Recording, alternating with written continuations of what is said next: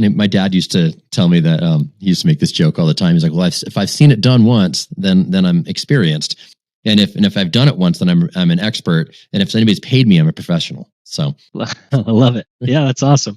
Yeah, if I've seen it done, I got experience.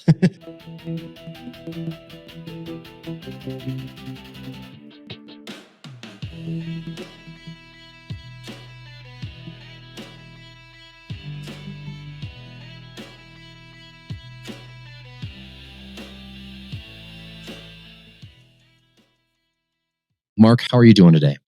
You know what, Matt? I'm doing very well. And it's for a number of reasons. But usually when people ask me that, where my mind goes is to the things that are most important. And right now, the family is happy, healthy. We got a dog this weekend. We got a cat this weekend, too, which that was a little impulsive. You got 2 animals in one weekend? That's right. That's right. And we didn't have any animals before that. So it's been an adjustment this week. But yeah, things are good, man. So that's really funny because I can imagine from the dog and the cat's perspective, they just assume that the other one's already been there, right? They don't know the other one's new. I think there's a little bit of that going on. Yeah. Yeah. They're feeling each other out for sure. Oh, that is wild. That is so funny. I can't imagine being with a dog and a cat in the same weekend. You are that is like an adventure right there. Some people go skydiving. You bring home a dog and a cat on the same weekend. That's bananas. Yeah, and then add in two 12-year-olds that are the exact opposite of each other, behavioral, personality-wise, and you have a really cool social experiment in my house right now. That's hilarious. I think you might need to start an Instagram channel on that because I think there's some good content there. That's so funny. Well, before we get into what we're talking about today, I actually want to start real quick and talk about Unite. It's our annual conference that's coming up at IEB, and it is coming up at the end of May. So it's the last week of May into the first week of June. It's that I think it's May 30th through June 1st, I believe. Don't hold me to that. I think, is that right? That's right. Okay, so Unite is coming up. That's our annual conference, and that is such a fantastic opportunity to come and you actually don't even have to be a member of IEB to come to this. This event is something that is open to anybody in the inspection industry. We would love to get to know you, love for you to get a feel for what's going on inside of IEB and join the conversation of what's happening here. In fact, right now it's still March, and March 31st is the end of our early bird pricing. So make sure you get on that early bird pricing. Go to the iebcoaching.com website. Under the events section, you can see the conference. Sign up for it. It's in San Antonio, Texas, and it is at a beautiful resort. I am so excited. My wife is actually coming with me this time because she's like, that resort looks pretty stinking awesome. And so she's going to come and hang out, and I'm not sure what she's going to do while I'm doing conferencing things, but at the end of the day, we're going to be out hanging out, partying, having a great time with all the other events that we have coming up. Mark, tell us more. What's some of the fun things that happen at IEB? After things kind of calm, like they have the daytime sessions, but what about the other stuff that happens? Yeah, man. So on top of all of the amazing speakers and content and different things like that, which, by the way, we designed that to be conversations that take you further in your business based on what's actually happening in the industry right now. So our industry is in a huge shift, and we've been planning all of our topics and content to help people with that shift. And in fact, our theme, we always have a theme for our conferences. Our theme is gaining traction in the shift, right? And so we really want to help people position themselves for growth on the other side of their downturn markets or up markets, whatever they're dealing with, that kind of thing. So the fun stuff, man, people tell me all the time after the event that the relationship building piece of it was their favorite part, right? Coming in and networking with people who are thinking at a high level as business owners really helps them cut trial and error out of what it takes to build a great inspection company. And that is worth millions, literally. In fact, we have one person that likes to explain it this way. One of our coaches says, there was a conference that early on in his business building journey, had he gone to it, he skipped it. Had he gone to it, it would have added millions to his portfolio years earlier. And so that's how we love to think about these conferences, is this could be the opportunity for you to add millions to your portfolio and cut years off of your trial and error for running a business. Really powerful stuff. extremely powerful, and I've experienced that personally with IEB and Unite and the community that's here, and it's helped me raise my vision and think bigger, and even now, like in these times that are kind of uncertain around us, how do you handle vision, and how do you handle that in uncertain times, and like how do you maintain confidence? And I mean, when you get surrounding yourself with people in the industry that are already kind of like-minded anyhow, it's just a great place to get connected, to get some relationships. And I know, I think the costume party is pretty epic every year.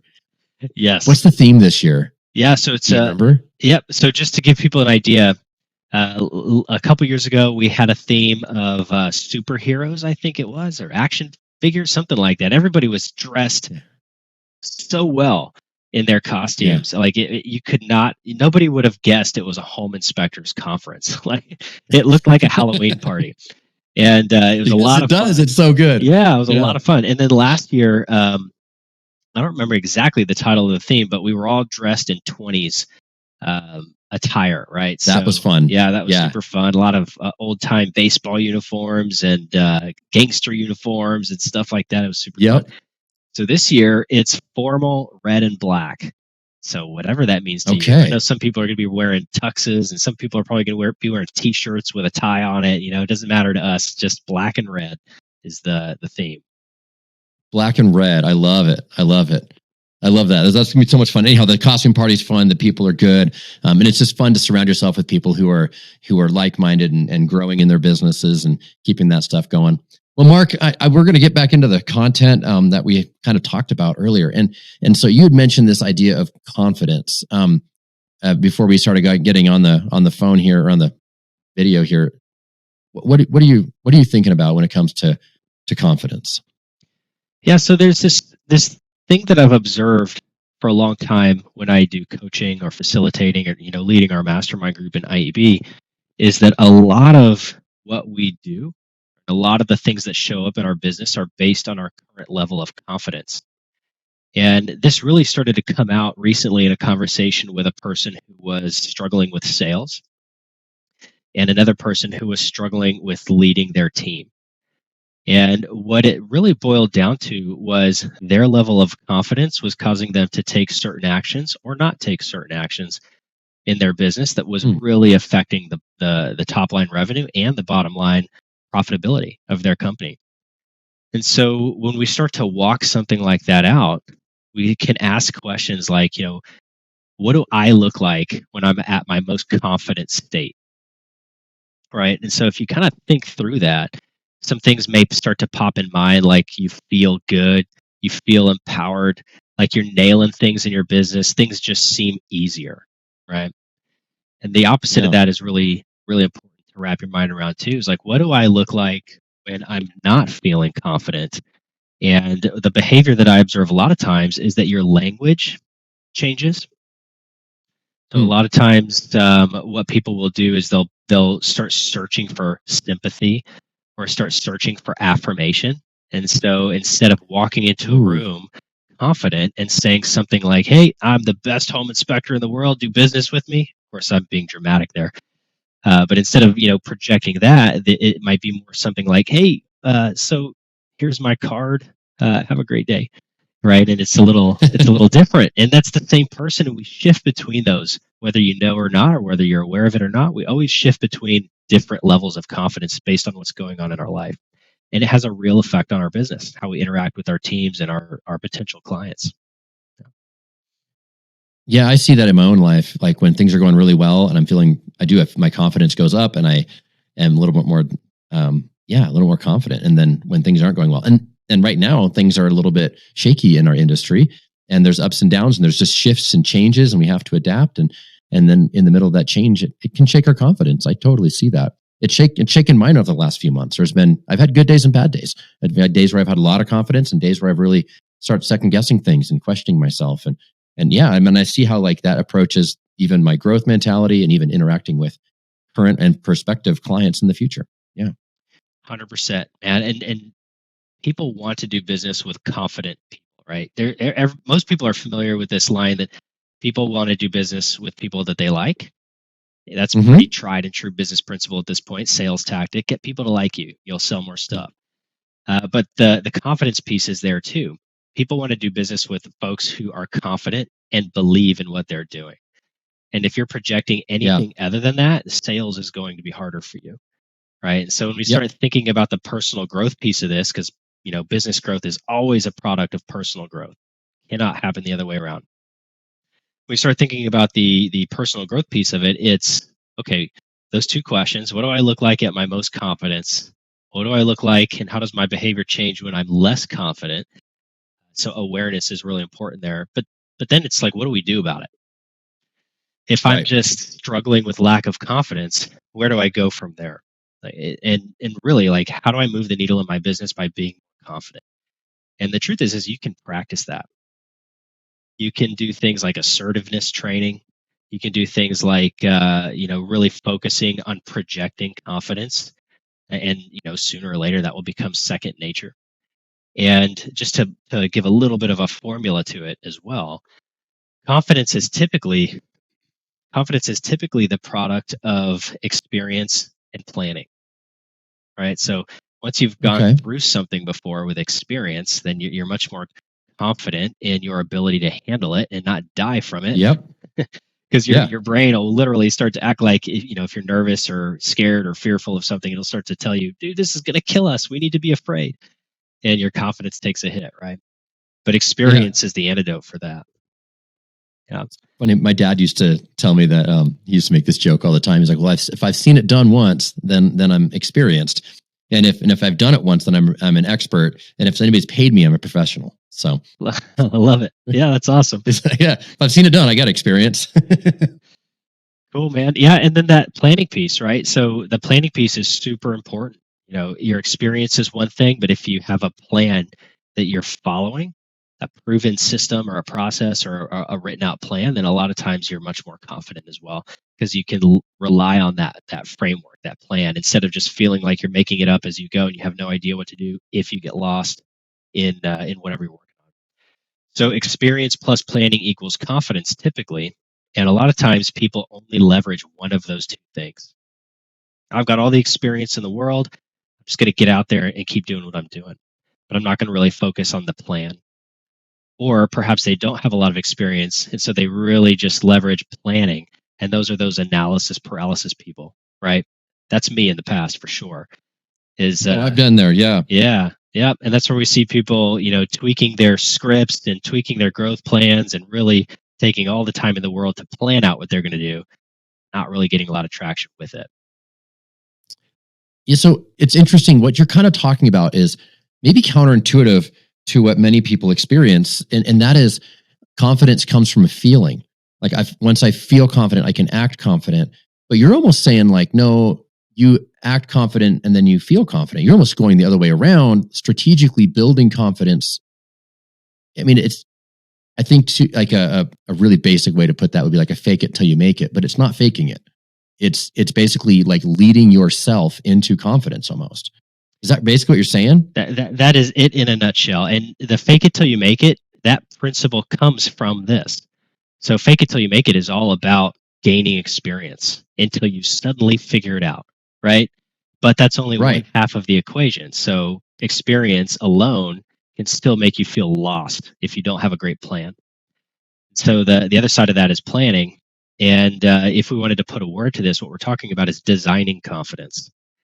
So you can cut out a lot of that shaky nervousness or lack of confidence, and really start to just rely on those two things. Now, I do want to address this too, because a lot of people who are listening to this, when they hear the word confidence, like, we're business owners and entrepreneurs, right? We're team leaders, like, we're Yeah. hard charging people, a lot of us. And some people are going to hear the word confidence and think, man, I don't have a problem with that at all. Well, I want to encourage you to dissect that a little bit and ask yourself those two questions still. Like, what do I look like when I'm my most confident? And what do I look like when I'm not feeling as confident? Because we all ebb and flow back and forth. It happens to everybody. It's just human behavior. Yeah. Wow. Yeah. I love it. You can almost like strategically build confidence inside of you and fake it till you make it. Yeah. That's so funny. I love it, man. I love it. All right. Whew. Man, that was heavy. That was good. I like it a lot. Anything else you want to add in that? Yeah, I would. I'm like still decompressing from that. I would just add this: like if we make this applicable to a home inspection company, all right, most companies in the country are somewhere around 1 to 4 inspectors, and they're really struggling with sales and growth. And this is why it's such a big deal to me to think through confidence models and how we can help people feel more confident in who they are, how they speak, how they message, essentially how they sell what they're doing. Right. So this is not like a side note to the business conversation. This is a main point. The level of confidence that you have and belief in what you're doing directly translates to selling more things in your market. Right. People want to work with successful people. People want to work with happy people. They want to work with confident people. So if you're lacking confidence and you're not happy and you're grumpy, which can happen. I mean, especially as a business owner or a leader, you see boy, things are different, they're changing, and we could wear that emotion on our sleeve, and then it could come across that we're unhappy people and not loving what we're doing, and people don't want to work with grumpy people; they want to work with happy people. And I think that this confidence thing really plays into that, where if we're confident and happy with where we're going, and not like we're giddy or anything, but yeah, like just we're still enjoying life and life is still going well. And like even right now, like, are we making as much money as we were? Maybe not, but we're still making money, or maybe you're losing it last month. Well, if you sink into that too much, then yeah, it'll drag you down. And so yeah, you got to like be able to break yourself out of that cycle. And I don't know, like, tell your emotions, like you can't let your emotions run your life. Right. You got to be able to manage your emotions. And because otherwise, yeah, sometimes I feel confident. Sometimes I don't feel confident. Sometimes I don't feel happy, but I need to be happy, yeah, because that's what is required of me to be able to be a leader in the business. Absolutely, man. And we can summarize all that with this other equation, and it's thoughts and feelings lead to actions, right?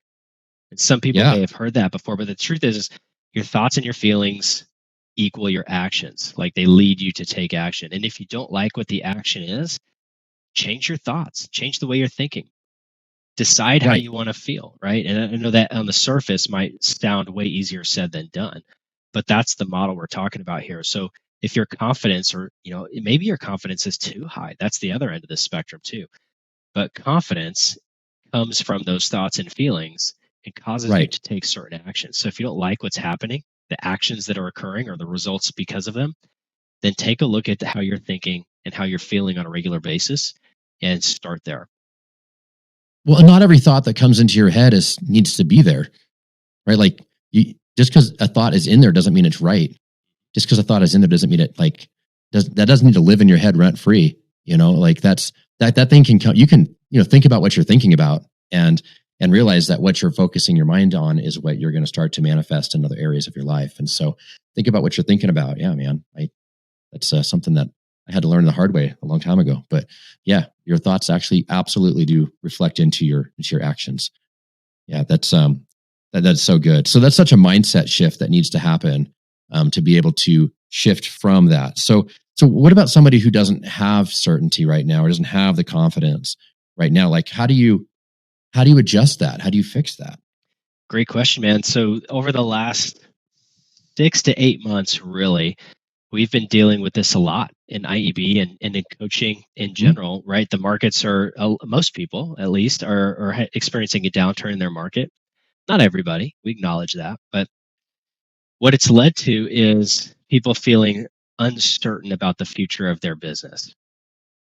And what that starts to lead to is a whole lot of fear based stuff, right? And so questions start popping up like, did I ever actually have a clear vision? Did I ever actually have a realistic view of the future? And you start doubting yourself, right? And you start saying, okay, Right, do I even really want to do this anymore? Right? So a lot of those things start right. popping up. And the truth is what people are doing is they're confusing lack of certainty with lack of vision. Hmm. So if you're very clear on your vision, and just to stick with our industry, if you're very clear that you want to build a home inspection company with 10 employees, with you out of the field, with 10 inspectors and you out of the field and a few support staff and different things like that, like you have that clear picture in your mind, and all of a sudden the market shifts, well, that's okay. Like your vision doesn't have to shift because of it. Your tactics might change, your timeline might change. Yeah. Yeah. But that doesn't mean your vision has changed. Okay, so what's happening is when people feel uncertain or unclear about how things are going to be in the next, let's say 6 to 18 months, that's probably a realistic timeline. They start changing the vision. And I want to caution people. Anytime I start hearing language like that, I want to caution people and say, well, wait a minute. Like you were clear on it before, you can still be clear on the vision. We just might have to actually take a look at what it takes to get there. You still want to be out of the field. You still want to have the team. You still want the lifestyle that all that provides. We just need to take a look at the strategy now. Right. And the timeline, right? Like when the market slows down, when this is normal, like this is real estate, right? Like if you look at everywhere you look, it's about a 7-year climb and then a year kind of pull back, and about a 7-year climb and a year. If you go looking back through the decades, you see these climbs and these pullbacks. We're in a pullback. The sky's not falling. It's just a pullback. Yeah. And so, we all know it's going to happen. While it's in the climb, you're like, everything that goes up is going to pull back. It's a guarantee. And so, yeah, I had a vision and a goal. I had a goal, financial goal for my company last year when I started, and we were on pace to do it until things started kind of winding down a little bit, and we fell short of what our goal was. Well, guess what? When I'm looking at this year's goal, all I did is I took last year's goal, I just shifted it all down a year, and I thought, well, let's go for that again this year. And this year we're on track again. Even in the middle of the downturn, we were at a place where I think we're going to hit it. And we're only 2 months in, but I'm feeling pretty optimistic about it. But yeah, the goal doesn't change, right? It's just move the timeline. If you want to get to 10 inspectors, right? Like it's not that you can't ever get there. It just might not happen this year. It might happen next year or the year after. Yeah. But yeah, then change your tactics, adapt. I love that, man. That's so good. The world's always changing. The world we were born into, it doesn't exist anymore.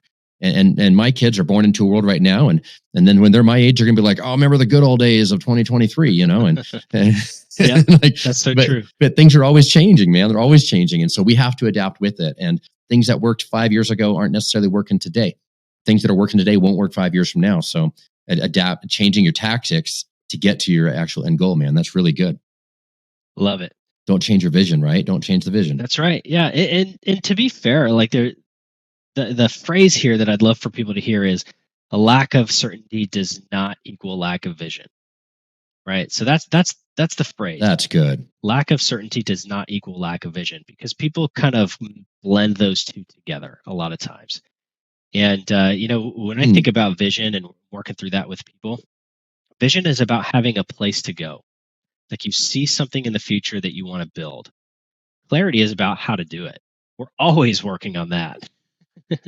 We're always trying to work on clarity and do we feel certain right now about how that's all going to look? Well, that ebbs and flows like feelings and thoughts do. But the vision, that is a little more static if you're very clear about what you want. Yes.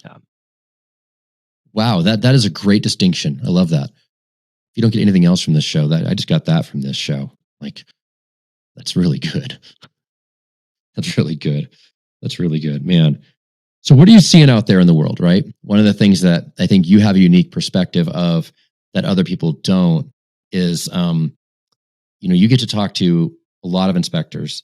In fact, you have a whole team of people at IEB that are talking to a lot of inspectors. And so, dare I say thousands, maybe even 10,000 inspectors. What would you say right now is like lessons that are learned from 10,000 inspectors right now? So there's this really important thing right now that's getting a lot of attention in the IEB community, and I suspect it needs a lot of attention in the industry, and that's leadership development. So when we look at inspection companies, if you're a single man shop and you're listening to this, you are obviously leading yourself, right? You don't have a team yet, and that does not excuse you from leadership development. But there's this interesting thing that happens is we sort of push that off until we need to have leadership skills. So the way I'm seeing that translate in the industry right now, and what I'm seeing when I talk to inspectors and people who are coming up in that technician-minded industry, is once they hire their first guy or two, or Lord forbid, 10, they suddenly realize they need deeper leadership skills, communication skills, and things that really translate into creating an amazing culture for their company. And that all Yeah. starts at the single man shop stage, right? You've got to lead yourself well and begin to pick up on those skills. And eventually, if your aim is to build a team, that will translate into you greatly accelerating what that team can do for you. So it's really interesting what I see mostly. Like if we wanted to zoom out and look at all those inspectors that we talked to, there's this resounding theme that keeps emerging, which is when we boil down all of the pain points and the gaps in their business, it is always a product of where they are in their leadership development. And we're talking about basic stuff: time blocking, prioritizing, focusing on the most important things instead of all things. And we're talking about Yeah. communication skills and all of the different things that allow you to attract top talent to your company, as well as attract top clients to your company. That's really good. I mean, there's that famous phrase, and I don't remember who said it, but I think it's everything rises and falls in leadership. And I've heard John Maxwell say it. I don't know if it's his original, but I've heard him say it. But everything rises and falls on leadership. And yeah, if you want to build a top level team, then you have to be a top level leader. Because like if you're a level 5 leader, a level 8 person isn't going to come work for you. Or if they do come work for you, they're going to be frustrated with your leadership skills. And so if you want a level 8 leader on your team, you better be at least a level 9 or a 10 leader, somebody that is, they're going to look to and say, this person has a good leadership skills. And so when you're a single man operator, that's the time to start investing in leadership training, so that when it's time to hire, that level 5 leader, level 6 leader you're trying to hire to bring onto your organization, they're going to see right through you and they're going to see it. They're going to see what kind of leader you are, and how you interact with them. And yeah, you got to almost like, it's the prequel. You have to like work ahead of time to be the leader. You got to be the leader that person is going to want to follow. And so, yeah, doing that work ahead of time, reading the books, listening to the podcast, investing in yourself and building yourself up enough in order to have a good quality team around you. Your team's, you're the ceiling, right? The owner, the leader, anybody's working underneath of you, you're the ceiling on the growth of leadership. And you won't attract top talent if you're not able to lead top talent. Absolutely nailing it, Matt. And it's so important. You're right. And I want to paint a picture of what this looks like at each stage. So, single man shop, right? Even if you never aspire to hire anybody, you're just happy kind of working away in the field and earning what you're earning. And that's okay. That's awesome. A lot of people that are perfectly happy at that stage. We celebrate that. But your leadership skills are still incredibly important, even there. Because the truth is at some point, you're leading your client base. Yep. Right? You are not a vendor. You're a partner with the home service industry. So you're not somebody to be just pulled around or manipulated. Like, you're somebody to negotiate high level, high thinking business transactions. And your level of leadership development will dictate your ability to communicate that to your clients. So that's at the and single your man high level shop. realtors are the same way, right? Yeah, your realtors are the same way. Like high producing realtors have to be good leaders because they have to have teams around them. They have to have transaction coordinators. They have maybe buyers and sellers, realtors on their team. So their leadership has to be really high. And if you demonstrate high level of leadership just as an individual, you're more attractive to the high producing realtors that'll send you more referrals. Bam. Yeah. Be the person who can attract those folks to doing business with you. Love that. Yes. Yep. And then all the way on the other side of the spectrum, right? These really large inspection companies, there's a bunch of them in IEB that are still being trained and coached today. And we're talking companies that have their own leadership teams, and those leaders, where their bottleneck is leadership development. And one of the biggest, most interesting topics right now is a lot of them are struggling with developing leaders underneath them because they lack the ability in leadership development to do that. And that's going to be a skill that you're going to need sooner rather than later if you plan to grow a team. That's for sure. Yep. Absolutely. Yep. Yeah, that's probably, yeah. It's funny. I was a pastor of a church for a long time, and I learned a lot of hard leadership lessons in that season of my life that I've been able to build leadership skills. I would say that's probably one of the main reasons that our company grew as fast as it did, was the ability to have um, good leadership and be able to build a team of good leaders around us, around me, and to be able to build and grow that way. But we attracted top talent right away, and part of it was just having to learn leadership lessons for 20 years, in church and ministry, and those lessons were hard to learn. And it's a lot harder to lead a church than it is to lead a business. I've learned that for sure. Yeah, I've heard that a lot, actually. Yeah. I mean, if you have 300 or 400 volunteers, like, how do you get someone to show up and do something? You got to lead them and motivate them in such a way that they want to come give their time and their money and their resources to help with something. Whereas at a business, at least you're paying them a paycheck, right? And so, but a lot of those leadership skills, they really translate over, and it's really helped us in our business. But I would say that learning leadership early on and really working hard at it has helped us a lot, and it helped me launch this thing pretty quickly. I think what you're saying is really important, and I don't think it's being said enough. That conversation is really important. Love it, man. Yeah, I imagine you've learned a lot of lessons from your days leading a church that accelerated your business growth. Yeah, absolutely. It's been, yeah. And being able to motivate people on a why and what we're doing and why. And I don't motivate people with paychecks. I pay them well, but my guys are paid really well. But still, it's like being able to understand, like, one of the things that was an interesting leadership lesson was being able to understand that your frontline people are your frontline people, and they're the most important. They're the customer facing people. They're not interacting with me every day. They're interacting with a person on the phone, and they're interacting like for scheduling, or they're interacting with a website, or the guy that's in the field. And so if I can take care of my people and make them the happiest place they can be with work, then they're going to take care of me, and they're going to take care of our customers.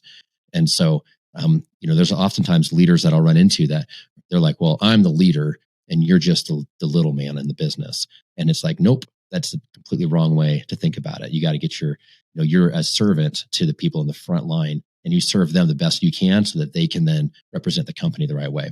And it's a humbling process of, like, I got to lower myself down and become a servant, and do, like, I will run to the home, I'll run to the store and go grab the parts you need. I will do whatever needs to happen to make your job easier.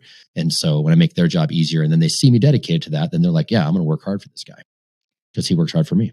It reminds me of this thing I started thinking when I was about 25 in leadership, which was, it might have just been an observation, maybe, that the best leaders I knew were amazing followers. Like they could follow a process or follow a person that they believed in really, really well. And if they didn't believe in that person, they still found a way to help that person succeed. And they were amazing at following. And because of that, they ended up being amazing servant-minded leaders. That's really good. That's really good. Yeah. We should do it. We should do a lesson on that on the podcast. How do you be a good number two? Right. Yeah. Like, how do you be a good number two leader? That's such a hard position to be in. Agreed. That leadership development. Yeah. So as we're talking about this with leadership and business owners, and it's like, hey, being a good number one leader is really challenging. Being a good number two leader is, I think, even more challenging. It's middle management, and you don't always agree with the guy at the top, but you still got to execute on the vision from the guy at the top, man. That's a tough spot to be in. How does a good number one develop a good number two? Absolutely. Oh man, I'll tell you what, that's a future podcast. We got to do that one of these times. I want to hear your thoughts on all that too, but maybe not today. I don't know how much time you got today. But we have as much time as you give us, my friend. So what do you think are some of the roadblocks, and what are the obstacles to people having a leadership development? Like, when someone says, okay, I need to develop my leadership, what are the things that you see in people that they're hesitant, or they have a hard time overcoming something? Do you have anything that you'd see on that? Yeah. So the first thing I would say is we have to agree on what leadership development means, right? So it tends to take on its own form of meaning for different people. So when I say leadership development, what I'm talking about is your ability to inspire and empower people and get results because of it, right? We could talk tactics and strategy as far as how to communicate, carrots and sticks and all that kind of stuff. But But really, we're talking about, can you inspire people to do things in a way that's not just tied to a dollar amount, right? So Yeah. that's one thing, like agree on what leadership development means. And here's the biggest roadblock, probably aside from that, and it's this mindset that experience is the best teacher. While that's true to some regard, experience is an amazing teacher. The truth is if you're not designing your experience may be designing you in a way that's not Hmm. all that meaningful, right? I'll give you some context there. So from my early days in leadership, man, I could spend 12 hours answering emails. And and I thought I was just moving all kinds of things forward because of my insane ability to communicate fast, for hundreds of emails coming in every day. And truth is I was causing that by sending so many email replies. I was causing so many to come back, and I kept myself sort Huh. of locked in there, right? And so my experience was that, hey, I've got all this communication coming at me. It's very important to me to communicate well, so I'm going to make sure I give everybody a response. I got stuck in that loop, and so that experience really just made me really good at answering emails. Guess what? That's not how you grow a business. It's not how you grow a Right. team either, is just sitting there answering emails. And that's a silly example, but it's a real life example. And another example I might give is, when you're really focused on things running efficiently and you're really deep in the weeds of your business, a lot of times you get really, really good at putting out fires. And that might actually feel like a badge of honor for some people. It's like, yeah, It stressful stuff does. pops up, I squash it, and it feels really good. And because it feels really good, you start chasing that. Okay, where's the next fire? Where's the next fire? Where's the next fire? Oh, And so now, again, you're stuck in this loop that is causing you to have all this experience that is really just designing you to be a person who's stuck in the whirlwind, right? And so if you're not designing your experience is designing you, and it may be in a way that's not all that meaningful for moving the needle. kind of like what you feed grows. And if you're feeding the firefighting side of you, that just keeps to grow and grow and grow and Yeah. grow. Yeah. And so if someone's in a leadership position, they find themselves in this firefighting mode all the time, what would you say is a good way to help them get out of that? Yeah. So the first thing would be, you've got to determine what's actually important to you, and to Okay. whatever your mission is, right? So there's the Eisenhower matrix is a good tool for determining what's urgent versus important. And I love the concept that what's important is almost never urgent. Just That's going to so say that true. again. Yeah. What's important is almost never urgent or on fire, right? So the things that really move the needle forward for the future of your business are not typically urgent things. They're things you can kick down the road, not spend time on, and it feels fine, right? So one of the hardest things to do, but one of the most important things to do, is stop working on unimportant but urgent things. Yeah. Just stop. So Yeah. yeah. And so if you have somebody else in your, how do you can delegate those things sometimes, right? Like that's what I do is I end up delegating that stuff. And empowering people to fight fires that need to get fought. So, if every customer question was coming into my desk and I had to answer every question for every inspection that was going on, that could potentially keep me very busy.